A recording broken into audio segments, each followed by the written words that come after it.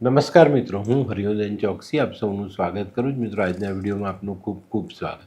મિત્રો, રોજની જેમ આજે પણ જોઈએ કોણે શું કરવું શું ન કરવું. તારીખ 8/6/2026 સોમવાર. મેષ રાશિવાળાએ આજે શું કરવું? મેષ રાશિવાળાએ આજે ખાસ પોતાની માતાની સેવા કરવી જોઈએ અને કુળદેવીના આશીર્વાદ લેવા જોઈએ. શું નથી કરવાનું? મિત્રો, આજે કોઈની પણ નિંદા નહીં કરતા. આજના સહાયક દેવ ભગવાન શિવ. વૃષભ રાશિવાળાએ આજે શું કરવું જોઈએ? વૃષભ રાશિવાળાએ આજે એક મુઠ્ઠી અક્ષત મંદિરમાં દાન કરવા જોઈએ. શું નથી કરવાનું? મિત્રો, આજે કોઈ પણ ગરીબ વ્યક્તિને નુકસાન થાય એવું કોઈ કામ ન કરતા. આજના સહાયક દેવ માં લક્ષ્મી. મિથુન રાશિવાળાએ આજે શું કરવું? મિથુન રાશિવાળાએ આજે ગાયના દૂધથી ભગવાન શિવનો અભિષેક કરવો જોઈએ. શું નથી કરવાનું? મિત્રો, આજે માંસ મદિરાનું સેવન નહીં. આજના સહાયક દેવ માં દુર્ગા અને માં સરસ્વતી. કર્ક રાશિવાળાએ આજે શું કરવું? કર્ક રાશિવાળાએ આજે સફેદ ગાયની સેવા કરવી જોઈએ.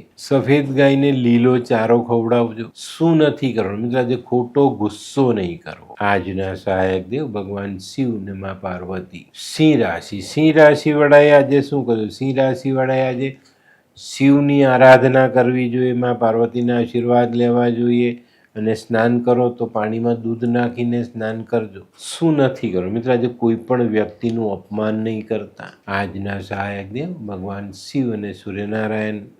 કન્યા રાશિવાળાએ આજે શું કરવું જોઈએ? કન્યા રાશિવાળાએ આજે કોઈ અગત્યનું કામ કરવાનું હોય તો ઘરના વડીલોની સલાહ અવશ્ય લેવી. શું નથી કરવું? મિત્રો, આજે કોઈ પણ કામ માટે જુઠ્ઠી ગવાહી આપવી નહીં. આજના સહાયક દેવ તમારા કુળદેવી.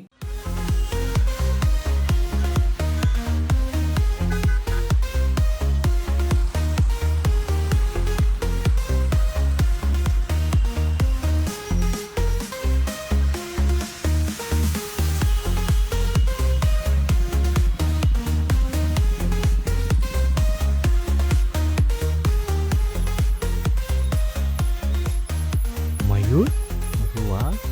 હે હાય મયુર. હાય, કેમ છે? બસ એકદમ મજામાં. પણ તું મતલબ તારી તબિયત તો એકદમ ડાઉન હતી ને? હા દોસ્ત, આ પહેલાં મારી તબિયત ખૂબ જ ખરાબ રહેતી હતી અને ડૉક્ટરના મંતવ્ય પ્રમાણે મારે શું કરવું એ મને સમજાતું જ ન હતું. અને સૌથી વધારે તો પૈસાનું પણ પાણી થતું હતું દોસ્ત. પછી તે શું કર્યું? દોસ્ત, દવા કરું કે દુઆ એની મને કાંઈ સમજણ નહોતી પડતી. અને ત્યાર પછી મારા જિંદગીમાં લાલ કિતાબ જેવો એક જાદુઈ ચિરાગ આવી ગયો ને, કે જેણે મારા જીવનમાંથી અંધકારને દૂર કરી નાખ્યો. અને એના સાયન્ટિફિક ઉપાયોથી આજે હું તારી સામે સ્વસ્થ થઈને ઊભો છું. અરે વાહ મારા દોસ્ત. ચાલ. શું માનવ જીવનમાં રોગ મહારોગ ક્યારે આવે એની જાણકારી લાલ કિતાબ દ્વારા મળી શકે છે? હા, જરૂરથી. 20 વર્ષ અગાઉથી આ રોગ મહારોગની જાણકારી મેળવી શકાય છે અને લાલ કિતાબના યોગ્ય ઉપયોગ દ્વારા તેમાંથી બચી પણ શકાય છે. તો બનાવી લો તમારી પોતાની લાલ કિતાબ. તુલા રાશિવાળાએ આજે શું કરવું જોઈએ? તુલા રાશિવાળાએ આજે ઘરના વડીલોનું સન્માન કરવું જોઈએ. શું નથી કરવાનું? મિત્રો, આજે આપણે આપણું કેરેક્ટર બગાડવાનું નથી.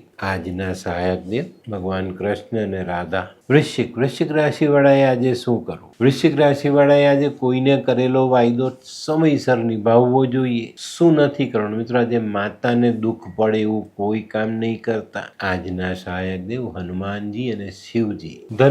ધનરાશિવાળાએ આજે શું કરવું? ધનરાશિવાળાએ આજે પોતાની વાણીનો સંયમ જાળવવો જોઈએ. શું નથી કરવાનું? મિત્રો, આજે કોઈને પણ રૂપિયા વ્યાજે આપવા નહીં. આજના સહાયક દેવ લક્ષ્મીનારાયણ ભગવાન. મકર રાશિવાળાએ આજે શું કરવું? મકર રાશિવાળાએ આજે સફેદ વસ્ત્ર પહેરવા જોઈએ અથવા સાથે એક સફેદ રૂમાલ જરૂર રાખવો જોઈએ. પછી દિવસની શરૂઆત કરવી. શું નથી કરવું? મિત્રો, તડકામાં ઉગાડા માથે ફરવું નહીં. આજના સહાયક દેવ ભગવાન શિવ અને શનિ. કુંભ રાશિવાળાએ આજે શું કરવું? કુંભ રાશિવાળાએ આજે કોઈક નવો વ્યાપાર, નવું યંત્ર ચાલુ કરવું હોય તો કરી શકાય. શું નથી કરવાનું? અચાનક આવેલી લાંબા અંતરની યાત્રાઓ કરવી નહીં. આજના સહાયક દેવ ભગવાન નરસિંહ. મીન રાશિવાળાએ આજે શું કરવું જોઈએ? મીન રાશિવાળાએ આજે શિવજીનો અભિષેક ગંગાજળ અને તમારી લોકલ નદીના પાણીથી કરવો જોઈએ. શું નથી કરવાનું મિત્રો? જે માતાને, બેનને, દાદી, નાની આવા પાત્રને દુઃખ થાય એવું કામ નહીં કરતા. આજના સહાયક દેવ ભગવાન વિષ્ણુ અને ભગવાન શિવ. તો મિત્રો આ તો તમારા માટે આજના દિવસે કોણે શું કરવું શું ન કરવું તેનું જ્ઞાન. તો આજનો વિડીયો ગમ્યો તો લાઈક કરો, શેર કરો, યુટ્યુબ જોનારા શેર કરે અને સબસ્ક્રાઈબ કરે. હું હરિવર્ધન ચોકસી આપ સૌની રજા લઉં. ફરી મળીએ નવા વિડીયોમાં નવી જાણકારી સાથે. તો ચાલો બદલીએ જિંદગી. નમસ્તે.